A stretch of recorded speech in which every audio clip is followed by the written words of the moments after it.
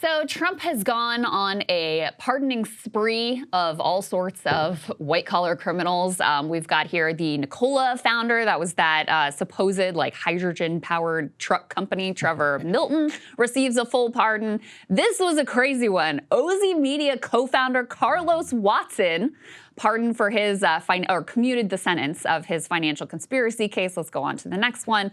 We had some crypto types who also are being let off the hook. Hawk to a girl, you know, she's not going to face any charges after her pump and dump. This guy, Jason Galanis, he had his sentence commuted. This is the second, New York Post says, ex-Hunter Biden business partner to receive clemency. I dug into this dude, Saagar. What a loathsome, disgusting piece of shit this guy is. What did he do? He scammed a Native American tribe out of $60 million, convinced them to issue these $60 million in bonds.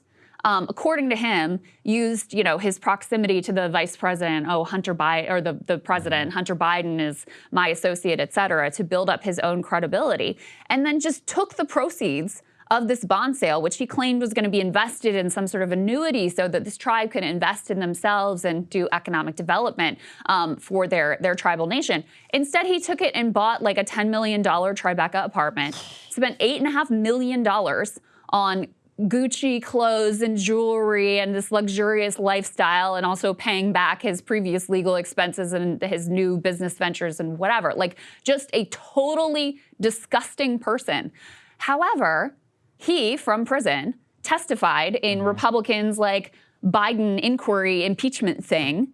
And so now he's getting let off the hook.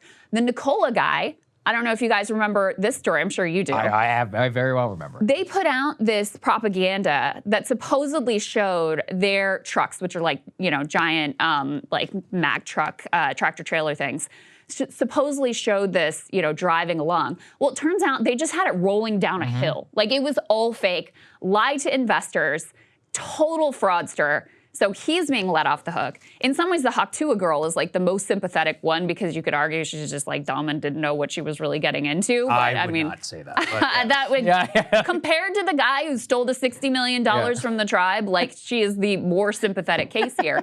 And then we have put B3 up on the screen. There were some other crypto fraudsters. They were basically like running a sort of money laundering operation knowingly in blatant defiance of U.S. regulations and laws. So these people have also been, these three BitMEX crypto exchange co-founders, also let off the hook. It's just absolutely extraordinary. Coffeezilla has been taking a look at some of these cases. This was a video that he posted on his Voidzilla channel that was titled "Crime is Legal Part 2. Let's take a listen to a little bit of that. This season of American Crime is Legal is getting even crazier. The Hawk to a girl, she had her investigation closed, obviously because she basically did more or less what the president did. Yes, it was a little bit worse, but kind of would look bad if you took out somebody for a meme coin while the president did it.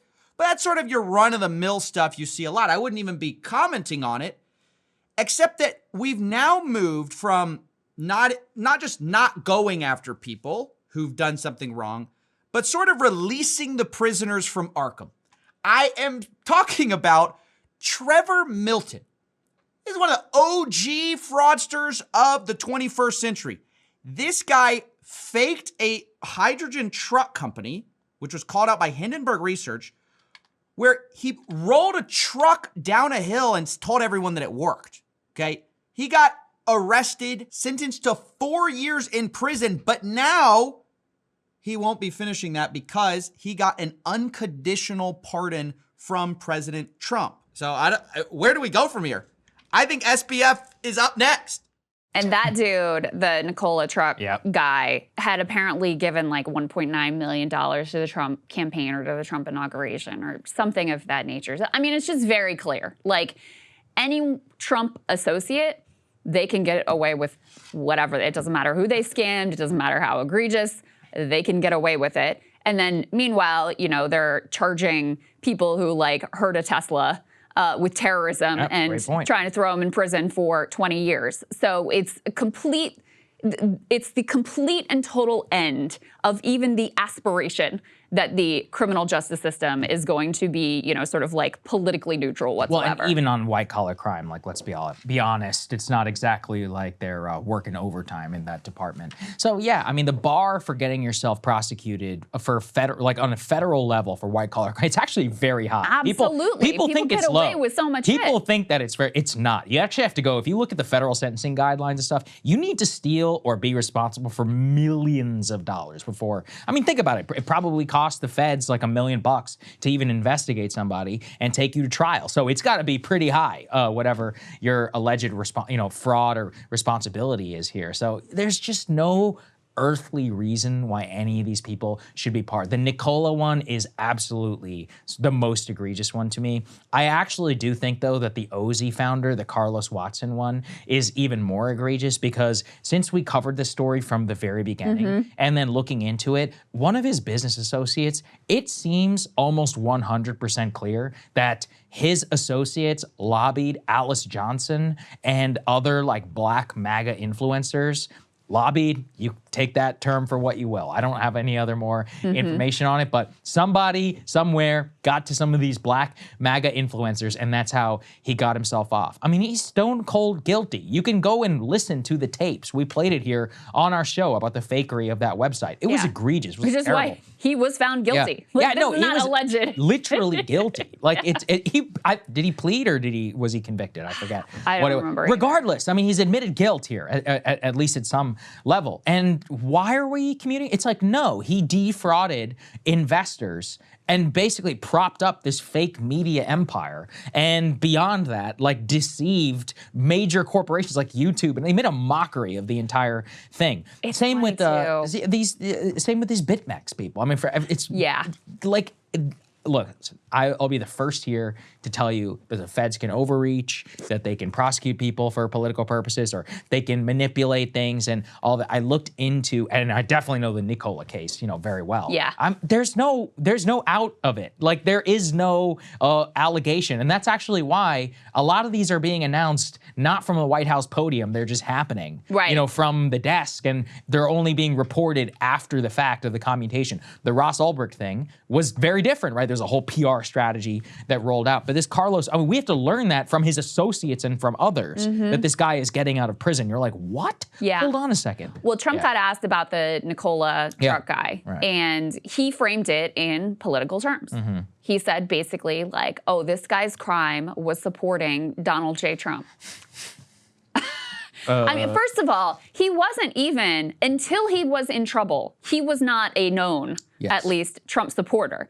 But then once he saw that, oh, my Hail Mary chance to get out of these charges and get out of prison is to, send some money to Trump. And so, Trump himself frames it in totally nakedly political terms. To remind people about the Carlos Watson one, we did cover this extensively.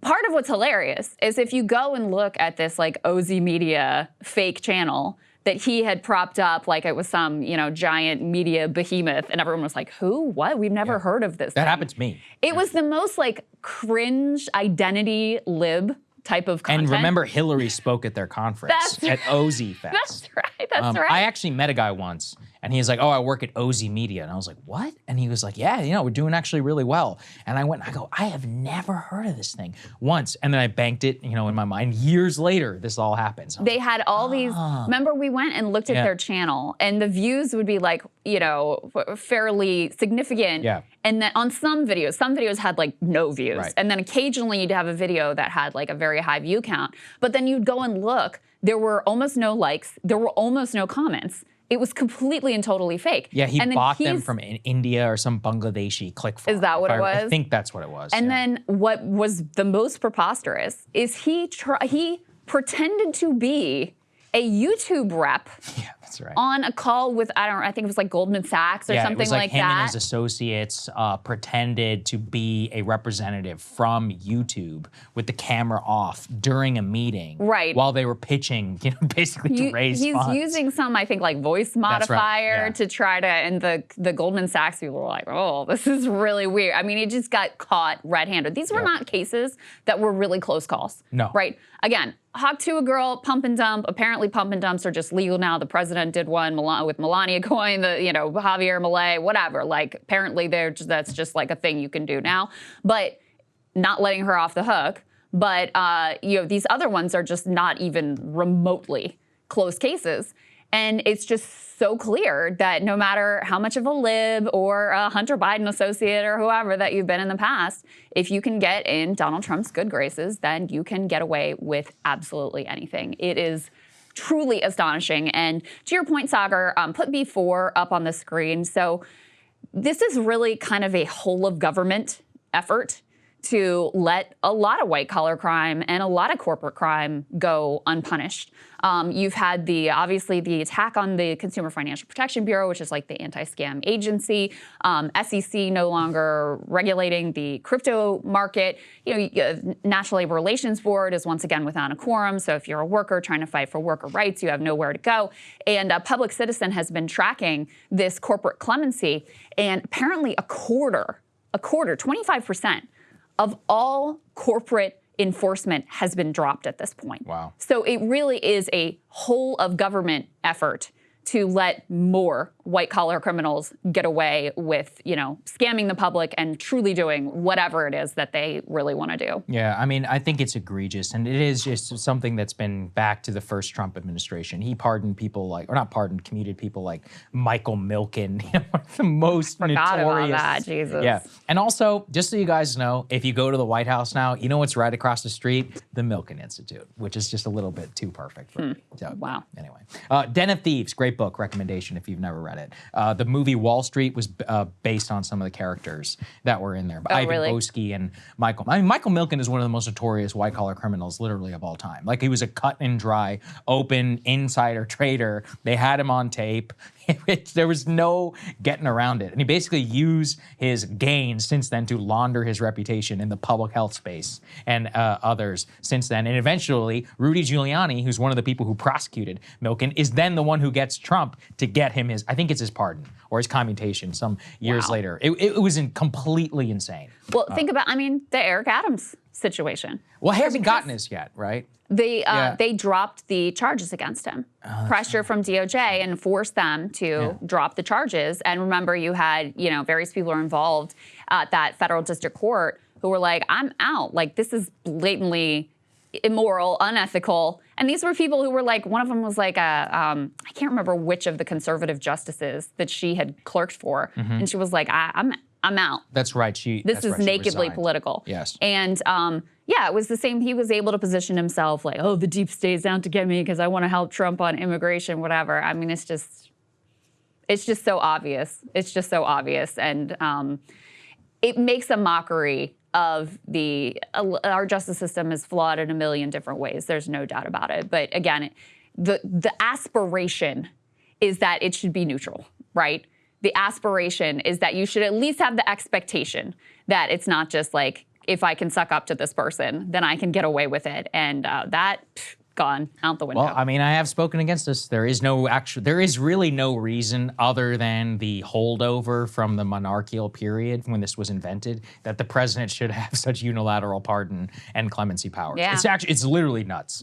It is borrowed at that time from the powers that the Tsar and that the kings had. Wow. Based on the European system. So just so everyone's aware of where it all comes from. Cool model. Yeah, it makes absolutely no sense. Hey, if you like that video, hit the like button or leave a comment below. It really helps get the show to more people. And if you'd like to get the full show ad-free and in your inbox every morning, you can sign up at breakingpoints.com. That's right. Get the full show, help support the future of independent media at breakingpoints.com.